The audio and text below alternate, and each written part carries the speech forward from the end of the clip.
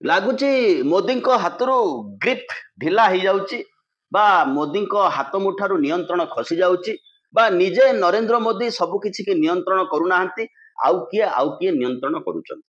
ନିଜର ଲୋକ, ଆତ୍ମୀୟ ଲୋକ, ଯାହାକୁ ମୋଦି ବଢେଇଥିଲେ, ମୋଦି ବଡ କରିଥିଲେ, ମୋଦିଙ୍କ ହାତଗଢା ଯୋଉ ଅନୁଷ୍ଠାନ, ମୋଦିଙ୍କ ହାତଗଢା ଯୋଉ ଉପଲବ୍ଧି, ମୋଦିଙ୍କ ହାତଗଢା ଯୋଉ ପରିଚୟ, ଯୋଉ ଚରିତ୍ର, ତାଙ୍କ ଉପରେ ଆରମ୍ଭ ହେଇଛି ଇଡି ସିବିଆଇ ରେଡ୍।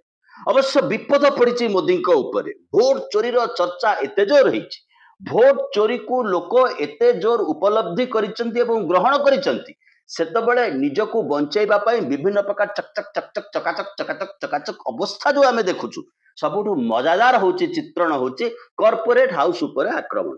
ଅବଶ୍ୟ ଆଦାନୀ କୁହନ୍ତୁ, ଅମ୍ବାନୀ କୁହନ୍ତୁ, ଆଙ୍କ ପ୍ରତି ଗୁଡାଏ ସମବେଦନା ଜ୍ଞାପନ କରିବାର କୌଣସି ଆବଶ୍ୟକତା ନାହିଁ। ଏଇ ମୁକେଶ ଅମ୍ବାନୀଙ୍କର ଜିଓ କମ୍ପାନୀର ଇନାଉଗୁରେସନରେ ମନେ ପକାନ୍ତୁ, ନିଜେ ନରେନ୍ଦ୍ର ମୋଦିଙ୍କର ଫଟୋ ତା ଦେହରେ ଲଗା ହେଇଥିଲା। ଯେତେବେଳେ ଭାରତ ସରକାରଙ୍କର ବିଏସଏନଏଲ ନାମକ ସଂସ୍ଥା ଅଛି, ସେ ବିଏସଏନଏଲ ଆଜି ବଞ୍ଚିବା ପାଇଁ ନିଜର ପରିଚୟ ଟିକକ ଖୋଜୁଛି। ଯୋଉ ବିଏସଏନଏଲ ର ଭିତ୍ତିଭୂମି ଉପରେ ଆଜି ଭାରତ ବର୍ଷର ଟେଲିକମ୍ୟୁନିକେସନ ଠିଆ ହେଇଛି ଏବଂ ଅମ୍ବାନୀଙ୍କର ଜିଓ ମଧ୍ୟ ଛିଡା ହେଇଛି। ଏଇ ବାଟରୁ ଯୋଉ ଗାଡି ଆରମ୍ଭ ହେଇଥିଲା, ସେ ଗାଡି ଆଜି ଆରମ୍ଭ ହେଇଛି ରେଡ୍।